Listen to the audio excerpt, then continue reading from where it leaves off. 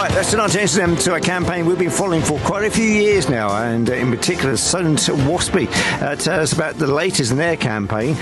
Lead on this, of course, as ever, Shelagh Simmons joins me on the line now. Shelagh, how are you, lovely? You right? I'm good, thank you, Chris. Good evening to you. Yeah, and it's a bit ironic, actually, because obviously we sort of contacted each other.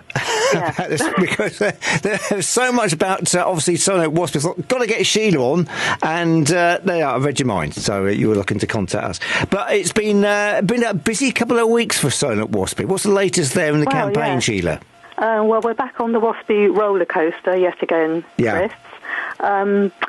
I don't know how many people know actually what our campaign is about, but we're women born in the 1950s who had our state pension age raised by as much as 6 years to make it equal with men's state pension age, which wasn't an issue for us.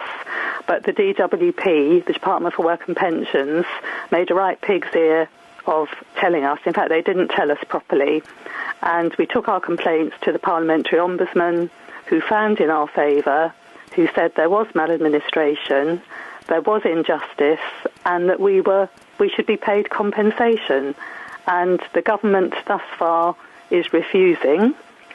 We took it to a judicial review, and then the government suddenly found, or the DWP suddenly found, a piece of evidence that had been skulking somewhere within their department. And they said that this was new evidence, although it wasn't. It was actually evidence from 2007. And so they said they were going to withdraw their original decision not to compensate while they looked at this new evidence and came up with a new decision. They should have done that.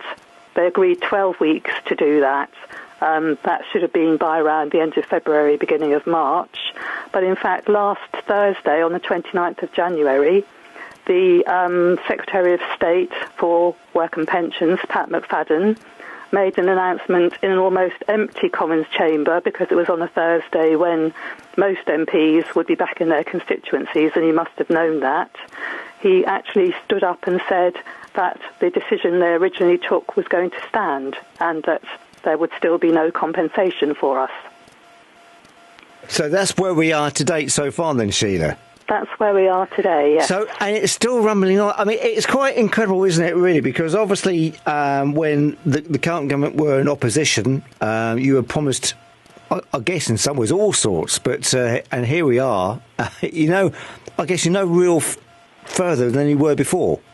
Well, Chris, in opposition, the Labour Party, which is now the government, promised to deliver justice. But since they've been in power, all they've delivered is a series of kicks in the teeth for us. And it's caused so much anger, hurt, and a sense of genuine betrayal, because they promised so much and have just delivered nothing. Just the can kicked further down the road time and time again. So now, obviously, our lawyers will be looking at the decision, and we'll be taking legal advice, and all options remain on the table. But in the meantime, we're appealing directly to our MPs, because the Ombudsman actually had no faith that the government or the DWP would do the right thing. So the report was actually lodged before Parliament, and it wasn't for the DWP or a small, powerful group of ministers to decide on something affecting millions of women. It was actually for our MPs to decide, and they've been denied a say in this, and that is an affront to democracy. So we're writing to our MPs now, asking them to put pressure on the government so that they can have a debate and a binding vote in Parliament, because thus far they've been denied any say at all. And you're very active on this too, aren't you, Shelagh? Yes, well, we have to be, don't we, Chris? Yeah. I mean, we've got a very active group here in the Solent area. And that's quite a wide area too, from all sorts of walks of life as well. Yes, we've got a wide range of circumstances, personal situations, experiences, and it's just not good enough for a minister to stand up in Parliament and say in the most condescending way that even if they'd sent us letters, which is what they should have done, and which their research showed they should have done, even if they'd done that, that we probably wouldn't have read them or acted on them. Now, that is just such a patronising, insulting way to speak to a generation of women who've done all that was asked of us through our lives. We've never had equality in terms of pay and pension opportunities. And, that is simply outrageous.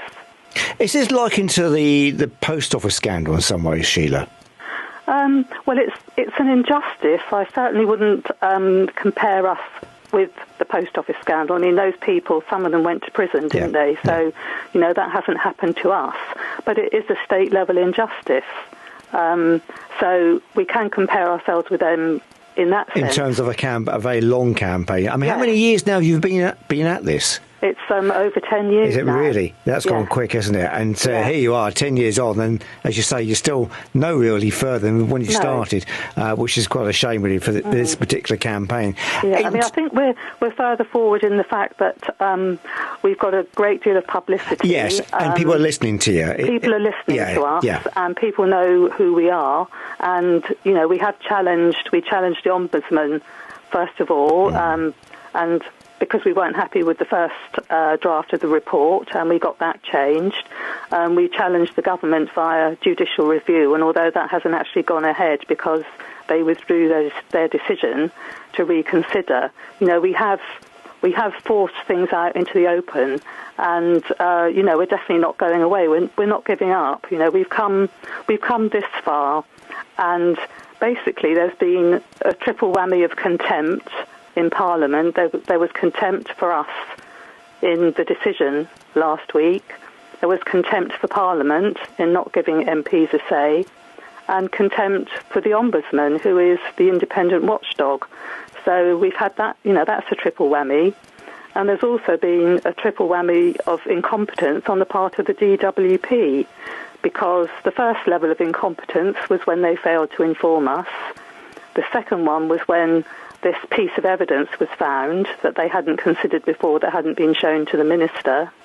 And they're now saying that even if they were to agree to pay compensation, it would be too difficult for them to do. So there's that third level of incompetence, that the department can treat people unjustly and then not do anything about it. So, this is not just an issue for us. The Ombudsman is there for everybody.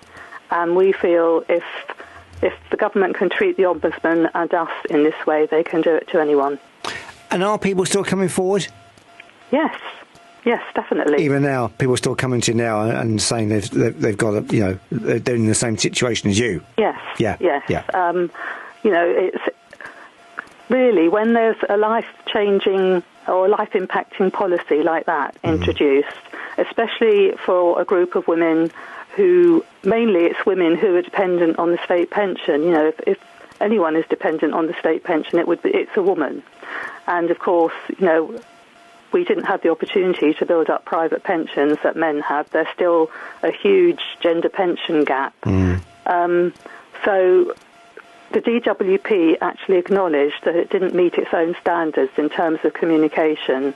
So to then thumb their nose and say, but we're not going to do anything about it, is it's a real injustice. It's heaping injustice on injustice. Yeah. People want to find out more about the campaign, Shelagh. How can they do that? How can they get involved with it? Well, there's the Waspi website, which is waspi.co.uk.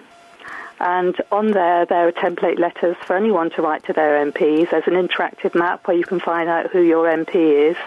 And also we've got our local group, and our email is solentwaspi@gmail.com. And you can find us on Facebook, or you can drop us an email. And next steps, very quickly? Well, the next step is obviously we're taking legal advice to see what options are open, but everything is on the table. We need our MPs now to stand up for us, because we've been let down so badly by successive governments, actually, not just this one. And our MPs really need to stand up now and be counted for us.